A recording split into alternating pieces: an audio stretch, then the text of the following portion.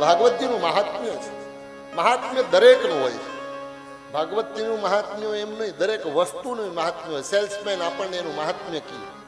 આ મોબાઈલમાં રેન્જ આટલી છે ને, આમાં રેમ આટલી છે ને, આટલા જીબી છે ને, આની ફોટોગ્રાફી આટલી છે ને, આટલા મેગાપિક્સલ કેમેરો છે. આ મોબાઈલનું મહાત્મ્ય સેલ્સમેન કથાકાર બની જાય.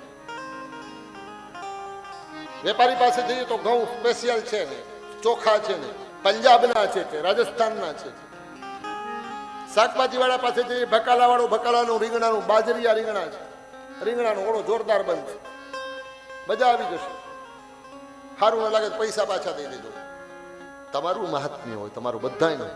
અને તમારું મહાત્મ્ય જાણવું ને તો પડોશી પાસે જવું પડશે કે ભાઈ આ ભાઈ કેવા છે.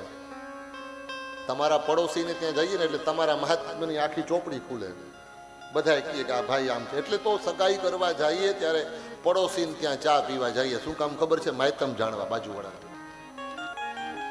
બાજુવાળો કહી દે દેવાય કે ન દેવાય દીકરીએ. સ્પષ્ટપણે આપણને રિવ્યુ મળી જાય.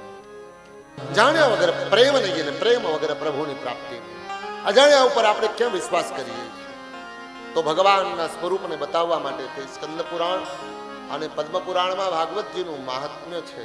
એ મહાત્મ્યમાં પ્રથમ શ્લોકમાં સચ્ચિદાનંદ રૂપાય. આ કથા છે કોની કથા? કૃષ્ણની કથા છે, ભગવાનની કથા છે.